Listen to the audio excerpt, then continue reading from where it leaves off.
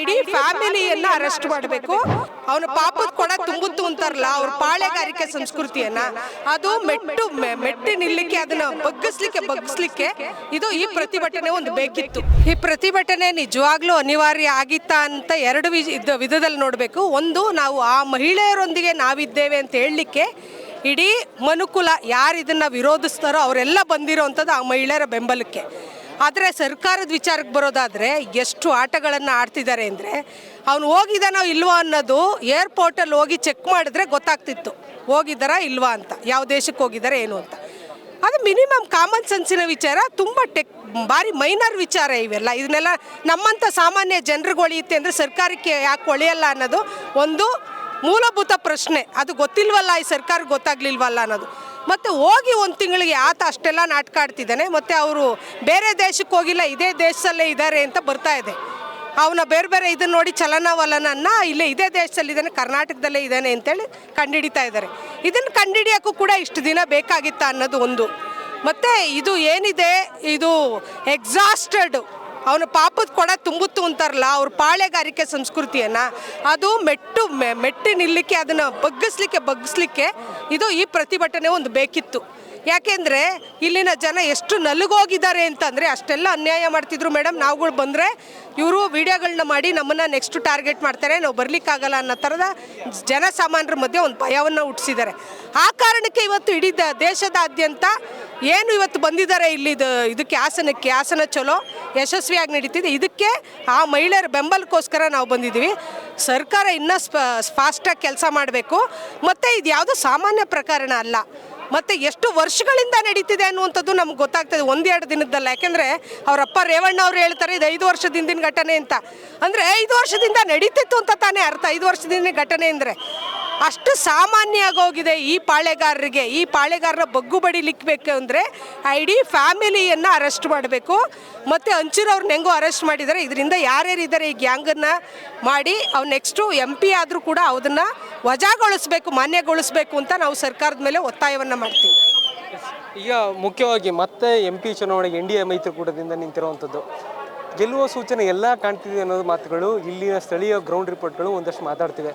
ಗೆದ್ದರೆ ಏನು ಕತೆ ಅಂತ ಅಲ್ಲ, ನೆಕ್ಸ್ಟು ಚುನಾವಣೆ ಫಲಿತಾಂಶ ಬರಬೇಕು, ಗೆಲುವು ಸೋಲು ಏನು ಅಂತ ನೋಡಬೇಕು. ಆದರೆ ಇವ್ರದ್ದು ಕೂಡ ಯಾರು ಈ ಕೋಮುವಾದಿಗಳು, ಫ್ಯಾಸಿಸ್ಟ್ರ ಪಾಪದ ಕೊಡ ತುಂಬಿದೆ ಅನ್ನಂಗೆ ಜನನ ಧಿಕ್ಕರಿಸಿದ್ದಾರೆ ಎಲ್ಲ ಕಡೆಯಿಂದ. ಬೆಲೆ ಏರಿಕೆದಿರ್ಬೋದು, ಮಹಿಳೆಯರ ಮೇಲಿನ ಅತ್ಯಾಚಾರಗಳು ಇರ್ಬೋದು, ಮಹಿಳೆಯರ ಮೇಲಿನ ಶೋಷಣೆಗಳಿರ್ಬೋದು, ಮತ್ತು ಅಲ್ಪಸಂಖ್ಯಾತರನ್ನ ಅವರು ಬಗ್ಗು ಬಡ್ದಿದ್ದು, ಇದೆಲ್ಲವೂ ನೋಡಿದ್ರೆ ಈ ಸತಿ ಅವ್ರನ್ನ ಧಿಕ್ಕರಿಸ್ತಿದ್ದಾರೆ ಜನ. ಇಡೀ ಭಾರತದ ಜನ ಅವ್ರನ್ನ ಧಿಕ್ಕರಿಸ್ತಿದ್ದಾರೆ. ಆದರೆ ನೆಕ್ಸ್ಟು ಬರುವಂಥವ್ರು ಬಂದರೆ ಎಲ್ಲಿ ಹಾಸನದಲ್ಲಿ ಪ್ರಜ್ವಲ್ ರೇವಣ್ಣ ಗೆದ್ದರೆ ಅಮಾನ್ಯಗೊಳಿಸ್ಬೇಕಾತನ್ನು ಅಮಾನ್ಯಗೊಳಿಸಿ ಪರ್ಯಾಯ ಏನಾದರೂ ಹೊಸ್ದಾಗಿ ಹುಟ್ಟಾಕಬೇಕು. ಯಾಕಂದರೆ ಯಾವುದೇ ಕಾರಣಕ್ಕೂ ಇವನಿಗೆ ಮಾತ್ರ ಅಧಿಕಾರ ಕೊಡಬಾರ್ದು ಅಂತೇಳಿ ನಾವು ಒತ್ತಾಯ ಮಾಡಬೇಕು ಜನಸಾಮಾನ್ಯರು. ಈಗ ಮೋದಿಯವರು ಕೂಡ ಏನೇ ಸಣ್ಣ ಪುಟ್ಟದಾದರೂ ಕೂಡ ಟ್ವೀಟ್ ಮಾಡ್ತಾರೆ, ರೀಲ್ಸ್ ಮಾಡಿದವ್ರಿಗೆಲ್ಲ ಪ್ರಶಸ್ತಿ ಕೂಡ ಕೊಡ್ತಾರೆ, ಅದನ್ನ ಬಗ್ಗೆ ಟ್ವೀಟ್ ಮಾಡ್ತಾರೆ. ಆದರೆ ಇಂಥ ಇಡೀ ಪ್ರಪಂಚದಲ್ಲೇ ಎಲ್ಲೂ ನಡೆದಿರೋಂಥ ಪ್ರಕರಣ ಹಾಸನದಲ್ಲಿ ನಡೆದಿರ್ತದೆ. ಅವರು ಕೂಡ ಪ್ರಚಾರ ಮಾಡಿ ಹೋಗಿರ್ತಾರೆ, ಅದು ವಿಡಿಯೋ ಲೀಕ್ ಆಗಿ ನಡುವೆನೇ ಕೂಡ ಆದರೂ ಕೂಡ ಪ್ರಚಾರ ಮಾಡಿ ಹೋಗ್ತಾರೆ ಅಂತಂದರೆ ಒಂದೇ ಒಂದು ಇದ್ರ ಬಗ್ಗೆ ಚಕಾರ ಇತ್ತಲ್ಲ, ಇದ್ರ ಬಗ್ಗೆ ಏನು ಹೇಳ್ತಾರೆ? ಇದೆಲ್ಲ ನೋಡಿದ್ರೆ ಇದು ಸುಮ್ಮನೆ ಹೊರಗಡೆ ಮಾತ್ರ, ಹೊರಗಿನ ಮುಖ. ಬೇಟಿ ಬಚಾವೋ ಬೇಟಿ ಪಡಾವೋ ಎಲ್ಲವೂ ಕೂಡ ಹೊರಗಿನ ಒಂದು ಮುಖ ಅಷ್ಟೇ. ಒಳಗಡೆ ಅವ್ರದ್ದು ಏನಿದೆಯಲ್ಲ, ಅವ್ರ ಪಾಳೆಗಾರಿಕೆ ಸಂಸ್ಕೃತಿ, ಮಹಿಳಾ ವಿರೋಧಿ ಸಂಸ್ಕೃತಿ, ಅಲ್ಪಸಂಖ್ಯಾತ ಸಂಸ್ಕೃತಿ, ಒಟ್ಟು ಮನುಕುಲದ ಏನಿದೆ ಅದೆಲ್ಲದನ್ನು ವಿರೋಧಿಸಿ ಒಂದು ಬ್ರಾಹ್ಮಣ್ಯ ಸಾಮ್ರಾಜ್ಯಶಾಹಿ ಇರಬೇಕು ಅನ್ನುವಂಥದ್ದೇ, ಬ್ರಾಹ್ಮಣ್ಯದ ಆಡಳಿತ ಇರಬೇಕು ಅನ್ನುವಂಥದ್ದೇ ಅವ್ರ ಉದ್ದೇಶ, BJP RSSದು. ಹಾಗಾಗಿ ಎಲ್ಲದನ್ನೂ ಕೂಡ ಅವರು ಸುಮ್ಮನೆ ಬಾಯಿ ಮಾತಿಗೆ ಹೇಳ್ತಾರೆ. ಈಗ ನೋಡಿ, ಮೊನ್ನೆ ಹೇಳಿದ್ದಾರೆ ನಾನು ದೇವ್ರನ್ನ ಅವತಾರ ಅಂತ. ದೇವ್ರನ್ನ ಅವತಾರ ದೇವರೇ ಕಳಿಸಿರೋದು ಅಂದರೆ ಅವರು ಆಡಳಿತ ಯಾಕೆ ಮಾಡಬೇಕು? ಇಲ್ಲಿ ನಡೀತಿರೋ ವಿಚಾರಕ್ಕೆ ಒಂದು ಮಂತ್ರ ಕಾಳಿ ಅಂತ ಹಾಕರ್ ಗೊತ್ತಾಗುತ್ತಲ್ಲಪ್ಪ. ದೇವರಾದರೆ ಯಾಕೆ ಕರ್ಕೊಂಬಂದಿಲ್ಲ ಪ್ರಜ್ವಲ್ ರೇವಣ್ಣನ? ಎಂಥ ಸಣ್ಣ ಮಕ್ಕಳು ಕೂಡ ಇಂಥ ಪ್ರಶ್ನೆಗಳು ಕೇಳಿದ್ರೆ ಎಲ್ಲಿಂದ ನಕ್ಬಿಡ್ತಾರೆ. ಹಂಗೆ ಒಬ್ಬ ಪ್ರಧಾನಿಯಾಗಿ, ದೇಶದ ಪ್ರಧಾನಿಯಾಗಿ ಒಂದು ನಾಚಿಕೆ ಕೂಡ ಇಲ್ಲ, ಒಂದು ಕಾಮನ್ ಸೆನ್ಸು ಕೂಡ ಇಲ್ಲ. ಇಂಥವನ್ನ ಆರಿಸಿ ಕಳಿಸ್ತಿದಾರಲ್ಲ, ಈ ಭಕ್ತರುಗಳಿಗೆ ಏನು ಉಗಿಬೇಕು ಅಂತ ನಮ್ಗೆ ಗೊತ್ತಾಗ್ತಿಲ್ಲ. ಮತ್ತು ಈಗೆಲ್ಲ ಹೋಗಿ ಧ್ಯಾನ ಮಾಡ್ಕೊಂಡು ಕೂತ್ಬಿಟ್ಟಿದ್ದಾರೆ. ದೇಶ ತುರಿತಾ ಇದೆ, ಕರ್ನಾಟಕದಲ್ಲಿ ಈ ಥರದೊಂದು ಡೆವಲಪ್ಮೆಂಟ್ ನಡೀತಿದೆ, ಏನು ಮಾಡಬೇಕು ಅಂತ ಮಾಡದೆ ಎಲ್ಲೋ ಕನ್ಯಾಕುಮಾರಿಲಿ ಹೋಗಿ ಗುಹೆನಲ್ಲಿ ಇದು ಮಾಡ್ತಾವ್ರಂತೆ. ನಾವು ಕೊಟ್ಟಿರೋ ಟ್ಯಾಕ್ಸಿಂದ ಬದುಕಿರ್ತಿರೋಂಥ ಇಂಥವ್ರಿಗೆ ಜವಾಬ್ದಾರಿ ಇದೆಯಾ ಜನರ ಬಗ್ಗೆ ಅಂದರೆ ಎಳ್ಳಷ್ಟು ಜವಾಬ್ದಾರಿ ಇಲ್ಲ.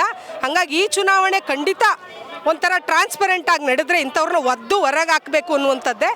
ಆದರೆ ಇವ್ರು ಗೆಲ್ಲಲಿಕ್ಕೆ, ಯಾಕೆಂದರೆ ಫ್ಯಾಸಿಸ್ಟ್ರು ಯಾವ ಥರನಾದರೂ ಅವ್ರು ಗೆಲ್ಲಲಿಕ್ಕೆ, ಅವ್ರ ಅಧಿಕಾರವನ್ನು ಉಳಿಸ್ಕೊಳ್ಳಿಕ್ಕೆ ಏನು ಬೇಕಾದ್ರೂ ಮಾಡೋಕ್ಕೆ ಸಿದ್ಧ ಇರ್ತಾರೆ ಇವರು. ಹಂಗಾಗಿನೇ ಬೇರೆ ಬೇರೆ ಓಟ್ಗಳನ್ನೆಲ್ಲ ಮಾಡಿನ ಆ್ಯಡ್ ಮಾಡ್ತಿದ್ದಾರೆ ಅನ್ನುವಂಥದ್ದು ಕೂಡ ಇದೇ ಸೋಷಿಯಲ್ ಮೀಡಿಯಾಗಳಿಂದ ಕೇಳ್ತಿದ್ದೀವಿ. ಹಾಗೆಲ್ಲ ಮಾಡೋ ಸಾಧ್ಯತೆಗಳು ಇದ್ದಾಗ ಇಡೀ ದೇಶದ ಜನತೆ ಇವ್ರಿಗೆ ಬಿಟ್ಕೊಡ್ಬಾರ್ದು ಅಂತ ನಾವು ಎಚ್ಚರಿಕೆಯಿಂದ ಇದ್ದು ಅಲರ್ಟ್ ಆಗಿ ನಾವು ಅವ್ರನ್ನ ವಿರೋಧಿಸಬೇಕು, ಧಿಕ್ಕರಿಸಬೇಕು.